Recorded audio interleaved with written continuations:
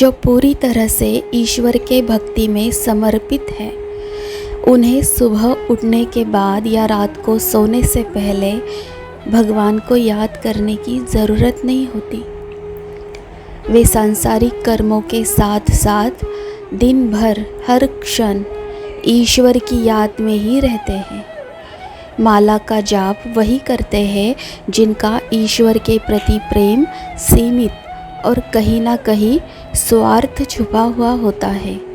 जो ईश्वर से असीम और निस्वार्थ प्रेम करते हैं, वे निरंतर ईश्वर के नाम स्मरण में मगन रहते हैं।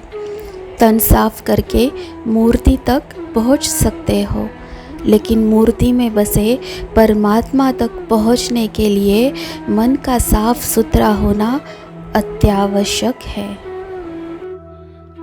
अहंकार कभी स्वयं को गलत नहीं मानता। अहंकारी इंसान को भगवान भी नहीं समझा सकते। स्वयं श्री कृष्ण भी समझा नहीं पाए थे दुर्योधन को। अंत में अहंकारी का अहंकार ही उनके सर्वनाश का कारण बनता है। धन्य है वह जो अहंकार विहीन हो जाते हैं, जिनके जीवन में परमात्मा उतर आते हैं।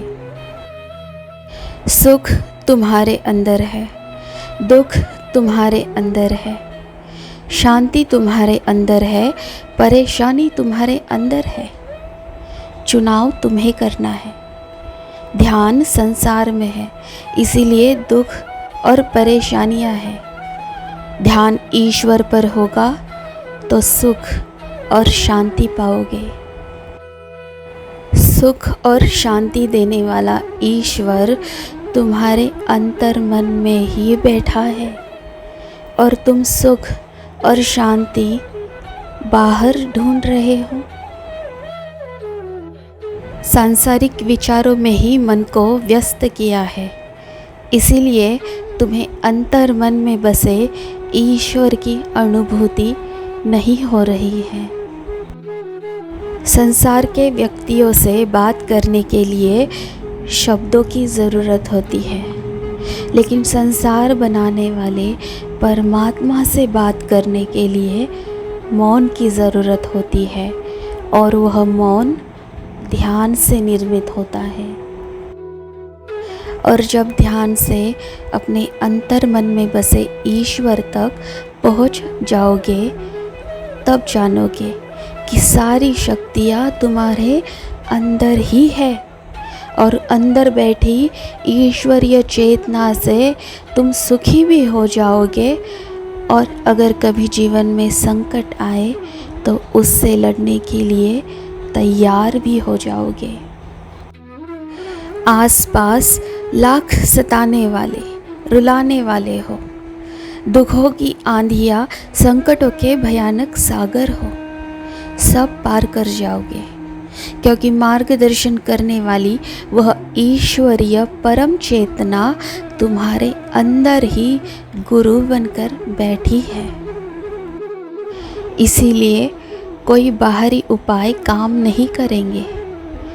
सुख, शांति, समाधान, बेहतर कर्म करके यशस्वी करने वाले सर्व उपाय तुम्हारे अंतर्मन में ही है।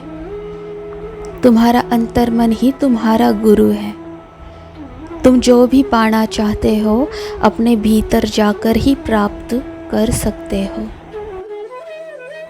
गुरु मार्गदर्शन करता है, प्रयास साधक को करना पड़ता है।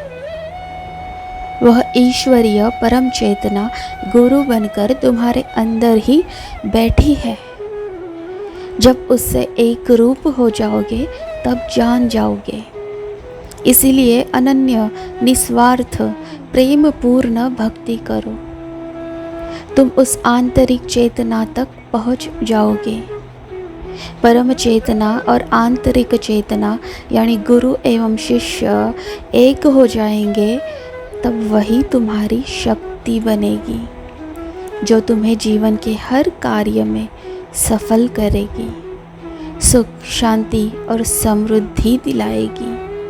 स्वयं के जीवन के शिल्पकार स्वयं बनोगे, जीवन में उतार चढ़ाव आते हैं। सबका सामना करने की ताकत अंदर से मिलती रहेगी। और इतना ही नहीं, संसार से परे सत्य तक पहुँचने का मार्गदर्शन भी अंदर से ही मिलेगा।